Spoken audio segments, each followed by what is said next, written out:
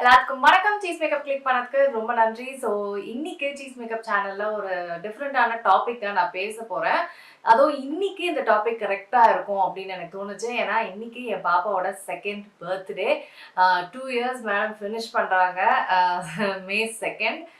இன்னைக்கு மே 3 நீங்க இந்த வீடியோ பார்ப்பீங்க. ஸோ பிரஸ்ட் ஃபீடிங் பத்தி தான் நான் இந்த வீடியோல பேச போறேன். 2 இயர்ஸ் நான் வந்து கம்ப்ளீட் ஆக போறேன் அப்படின்னாலே நிறைய பேர் வந்து கேட்க ஆரம்பிச்சாங்க, எப்போ வந்து ஸ்டாப் பண்றீங்க, இதுக்கு மேல கொடுக்காதீங்க, இதுக்கு மேலேயுமா கொடுக்குறீங்க, இந்த மாதிரி கொஸ்டின்ஸ்லாம் வந்து வந்துட்டு இருக்கு. எனக்கு மட்டுமே இல்லை, நிறைய மதர்ஸ்க்கு இது வந்து தான் இருக்குது. அதை பத்தி தான் இந்த வீடியோ பேச போறோம். ஸோ வீடியோ போறதுக்கு முன்னாடி மறக்காம சீஸ் மேக்கப்க்கு சப்ஸ்கிரைப் பண்ணுங்க, லைக் பண்ணுங்க, உங்க நண்பர்களுக்கும் வீடியோ ஷேர் பண்ணி விடுங்க. இப்போ வாங்க வீடியோக்குள்ள போலாம்.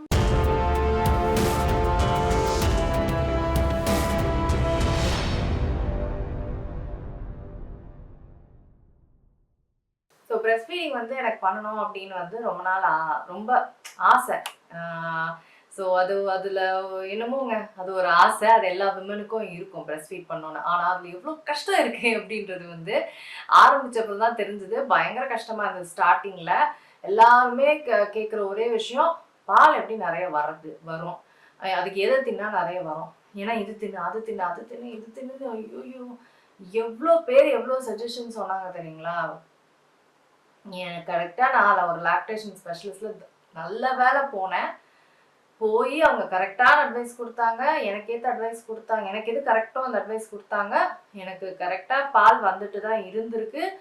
இந்த சொசைட்டி நம்மளை வந்து புல் பண்ணுது பார்த்தீங்களா, அதுலேயே நம்மளுக்கு வந்து திங்கிங்கே பால் இல்லைன்ற திங்கிங்கில் தான் நான் இருந்தேன். ஆனால் பால் வந்து தான் இருக்குது, நம்ம கொடுக்க தான் அது வருமே தவிர இதை சாப்பிட்டா அதை சாப்பிட்டாலாம் வராது. நல்லா சாப்பிடணும். எப்போ எப்படி நம்ம சாப்பிட்றோமோ அதை விட ஒரு ஹாஃப் தோசை இல்லை ஒரு ஒரு 2 வாய் எக்ஸ்ட்ரா அந்த மாதிரி நல்லா சாப்பிட்ணும். ஹெல்த்தியாக நிறைய சாப்பிட்ணும். ஹெல்த்தி சாய்ஸாக நிறைய எடுத்துக்கணும். நல்லா சாப்பிட்ணும், அவ்வளோதான். இங்கே இதை சாப்பிடக்கூடாது அதை சாப்பிட, இதை வாங்கி வெளில வாங்கி சாப்பிடுறதுலாம் எதுவுமே கிடையாது. நல்லா சாப்பிட்ணும், அவ்வளோதான், முடிஞ்சு போச்சு. பால் வந்து கொடுக்க நிறைய வரும், இவ்வளோதான் விஷயம். இது அதுலாம் எதுவுமே கிடையாது. நிறைய கொடுங்க, பால் நிறைய வரப்போகுது, அவ்வளோதான். பால் குடிக்க தான் வரும், அந்த மாதிரி தான் அது. ஸோ அது வந்து ஒரு வேற லெவலில் போயிட்டு இருந்தது ஸ்டார்டிங்லாம். பயங்கர ஒரு டெரராக போயிடுது. போக போக எனக்கு கம்ஃபர்டபுளாக ஆகிடுச்சு. எனக்கும் பாப்பாவுக்கும் வந்து நாங்கள் லாக்டேஷன் ஸ்பெஷலிஸ்ட் போனோம். ஏன்னா பயங்கர அட்வைஸு, பயங்கர விஷயம். நம்ம பேசாமல் கரெக்டான ஒருத்தர்கிட்ட போயிடலான்னு நான் போனேன். அவங்க கரெக்டான அட்வைஸ் கொடுத்தாங்க. அது மூலிமா ரொம்ப கம்ஃபர்டபுளாக ஆகி எனக்கு ரொம்ப ஈஸி ஆகிடுச்சு இந்த ஜேர்னி. ஸோ ஃபஸ்ட்டு 2 மந்த்ஸ் டெரராக இருந்தது. அதுக்கப்புறம் இப்போ வரைக்குமே நான் கொடுத்துட்டு தான் இருக்கேன். ரொம்ப ஈஸியாக, ரொம்ப கம்ஃபர்டபுளாக, இது ரொம்ப ஒரு பாண்டிங்கான ஒரு ஜேர்னியாக மாறிடுச்சு. ஸோ இது வந்து அப்பவும் பார்த்தீங்கன்னா சொசைட்டி இன்ஃப்ளூயன்ஸ், இப்பவும் பார்த்தீங்கன்னா சொசைட்டி இன்ஃப்ளூயன்ஸ் பண்ணணும் தான் நினைக்கிறாங்க. ஸ்டார்டிங்கில் வந்து இது ரொம்ப முக்கியம், அது நீ கொடுத்தே ஆகணும், நீ கொடுக்கலன்னா நீ ஒரு பேட் மதர், நீ கொடுக்குறன்னா ஒரு குட் மதர், நீ வந்து இது சாப்பிடக்கூடாது அது சாப்பிட, நீ சாக்ரிஃபைஸ் பண்ணிகிட்டே இருக்கணும். ஆஸ் வெல் அஸ் உட்கார பொசிஷன் கூட குழந்தைக்கு ஏற்ற மாதிரி தான். அப்படி கிடையாது. அம்மாவுக்கு ஏற்ற பொசிஷன் தான். அம்மா எதில் கம்ஃபர்டபுளாக இருந்தால் தான் அந்த குழந்தையும் கம்ஃபர்டபுளாக இருக்கும். இந்த மாதிரி நிறைய விஷயம் இருக்குங்க. ஸோ இன்ஃப்ளூயன்ஸ் பண்ணிக்கிட்டே இருப்பாங்க. அதே மாதிரி தான் வந்து நடுவில் ஒரு 1.5 ஆகும்போதே வந்து ஸ்டாப் பண்ணிட்டு இன்ஃப்ளூயன்ஸ் பண்ணுவாங்க. இதுக்கப்புறம் தேவை கிடையாது, அவங்க டிசைட் பண்ணிட்டாங்க இதுக்கப்புறம் தேவை கிடையாதுன்னு.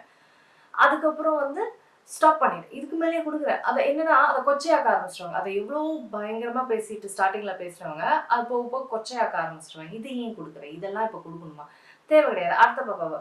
ஸோ பிரஸ்ட் ஃபீடிங்ன்றது ஒரு பர்சனல் சாய்ஸ். அது வந்து நிறைய பேர் தெரிய மாட்டேங்குது. அது ஒரு பர்சனல் சாய்ஸ். கொடுக்கறதும் கொடுக்காம இருக்கிறதும் ஒரு அம்மாவோட விருப்பம். குழந்தைக்காக கொடுக்குறல்ல, குழந்தையோட ஹெல்த்துக்கு அது கொடுக்க முடிஞ்சா கொடுக்க போகிறாங்க, இல்லைன்னா கொடுக்க முடியாது, அவ்வளோதான் விஷயம். நிறைய பேருக்கு கொடுக்க இயலாமை இருக்கும், கொடுக்கவே முடியாத உடம்பு கண்டிஷன்கள் இருக்கும். ஸோ பிரஸ்ட் ஃபீடிங்கிறது ஒரு பர்சனல் சாய்ஸ். அது வந்து எப்போ நிறுத்தணும், அதுவும் ஒரு பர்சனல் சாய்ஸ். அது என்னன்னாங்க, அந்த பால் வந்து ரொம்ப ஹெல்த்தி அந்த குழந்தைக்குன்றது மட்டும் கிடையாது. அது வந்து ஒரு பாண்டிங், அம்மாக்கும் குழந்தைக்கும் ஒரு பாண்டிங் அது. ஸோ அதை வந்து எப்போ விடணும் எப்போ விடக்கூடாது, அது வந்து அந்த அம்மாவும் அந்த குழந்தையும் தான் டிசைட் பண்ணணுமே தவிர சொசைட்டி டிசைட் பண்ணக்கூடாது. இது வந்து டாக்டர்ஸும் வந்து டாக்டர்ஸ்னா நான் லாக்டேஷன் இவங்க அதை பண்ண மாட்டாங்க. கைனகாலஜிஸ்ட்டும் வந்து எதுக்கு இப்போ கொடுக்குற அப்படின்ற மாதிரி பேசுறதுலாம் வந்து ரொம்ப டிசப்பாயிண்டிங்காக இருக்குது. இது வந்து குழந்தைங்களுக்கு எவ்வளோ ஹெல்த்தின்னு நிறைய ரிசர்ச் போயிட்டு தான் இருக்குது.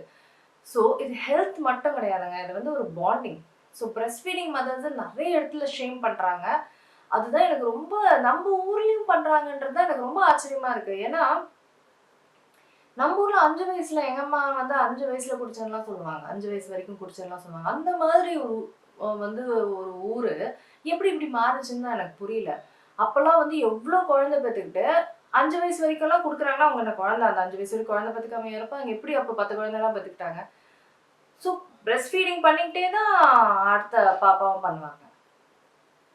ஸோ எப்படி நம்ம ஊர்ல இப்படி வந்து கேட்குறாங்க, எப்படி மாறுனாங்கன்னு எனக்கு புரியல. இவ்வளோ வருஷம் நிறைய வருடங்கள் வந்து பிரஸ்ட் ஃபீட் பண்ற ஒரு ஜெனரேஷன் எப்படி வந்து இப்படி கேட்குறாங்கன்னு எனக்கு புரியல. அவங்க குடுக்குறாங்கன்னா விட்டுருங்க.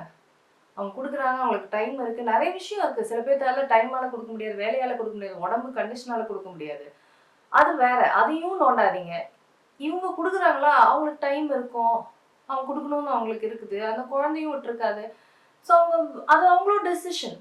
அது 2 பேரோட பாண்டிங். அதையும் நோண்டாதீங்க. அவ்வளோதான். டோன்ட் ஷேம் அவ்வளோதான். அந்த அந்த அததான் வந்து நான் இங்க சொல்லலாம். இது இன்ஸ்டாகிராம்லயும் சரி, யூடியூப்லயும் சரி, ரியல் லைஃப்லயும் சரி ஒரு பெரிய ஒரு விஷயமா டாபிக்காவே வந்து எல்லாரும் இத ஜட்ஜ்மெண்டலா பேசுறதுலாம் வந்து பார்க்க ரொம்ப ஹர்ட்ஃபுல்லா இருக்கு. அம்மாக்கும் ஒரு குழந்தைக்கும் இருக்கிற பாண்டிங்க வந்து கொஸ்டின் பண்றது வந்து சரியே கிடையாதுன்னு தான் நான் சொல்வேன். நம்ம ஜட்ஜ் பண்றது, கொஸ்டின் பண்றதுக்குலாம் நம்ம யாரு? ஒரு அம்மாக்கும் குழந்தைக்கும் நம்ம அவுட் சைடர்ஸ், யாரா இருந்தாலும் அவுட் சைடர்ஸ். கொஸ்டின் பண்ணக்கூடாது. ஆஸ் வெல் அஸ் வந்து ஜட்ஜ்மெண்ட் தான் வந்து இங்க பெரிய விஷயமே. ஜட்ஜ் பண்ணக்கூடாது. ஸோ அதுதான் இந்த வீடியோல நான் பேசணும் அப்படின்ட்டு இருந்தேன். மற்றபடி பிரஸ்ட் ஃபீடிங் பத்தி உங்களுக்கு ஏதாவது இஷ்யூஸ் இருக்கு அப்படின்னா, நான் பார்த்த டாக்டர் வந்து நான் கீழே வந்து அவங்களோட அட்ரஸ் போடுறேன். அவங்க ஃபோர்டிஸ் ஹாஸ்பிட்டல்ல தான் நான் பார்த்தேன். அவங்க அட்ரஸ் போடுறேன். நீங்க அங்க போய் பார்த்துக்கோங்க. உங்களுக்கு வந்து ஏதாவது இஷ்யூஸ் பிரஸ்ட் ஃபீடிங் இருக்கா அப்படின்னு தயவு செஞ்சு யார் அட்வைஸும் கேட்காதீங்க. நீங்க போய் டாக்டரை கன்சல்ட் பண்ணுங்க. அவங்க வந்து ஒரு லாக்டேஷன் இதுக்குன்னே படிச்சவங்க. ஸோ அவங்களுக்கு வந்து இதுல அனுபவம் இருக்கு. ஸோ அந்த மாதிரி பர்சனை தான் நீங்க அணுகணும் உங்க பிரஸ்ட் ஃபீடிங்க்கு. ஸோ உங்களோட ஜேர்னி ஸ்மூத்தா இருக்கணும்னா ஓகேங்களா? நான் உங்களோட பேரு இதெல்லாம் போட்டுறேன். மற்றபடி நீங்க என்ன நினைக்கிறீங்க இந்த விஷயத்தை பத்தி அப்படின்னு எனக்கு வந்து கீழே சொல்லுங்க. ஏன்னா இது ஒரு டாபிக்காவே எப்ப பார்த்தாலும் பேசிட்டு இருக்கிறாங்க. எல்லா இடத்துலயும் வந்து பேசுறாங்க. ஆனாலும் இந்த ஷேமிங், இந்த ஜட்ஜ்மெண்ட் இதெல்லாம் நடந்துகிட்டே தான் இருக்குது. ஸோ அதனால நீங்க என்ன நினைக்கிறீங்கன்னு சொல்லுங்க. நான் உங்களை சீக்கிரமா இந்த வீடியோ ஒரு வித்தியாசமா இருந்திருக்கும்னு நினைக்கிறேன். இந்த மாதிரி டாக்ஸ் பேசணும்னா எனக்கு கீழே ஏதாவது டாபிக் சொல்லுங்க. மற்றபடி உங்களோட கருத்தும் சொல்லுங்க. நான் உங்களை சீக்கிரமா அடுத்த சந்திக்கிறேன். வணக்கம். இருங்க எங்க போறீங்க? இந்த 2 வீடியோஸும் கண்டிப்பா உங்களுக்கு பிடிக்கும். கிளிக் பண்ணி பாருங்க.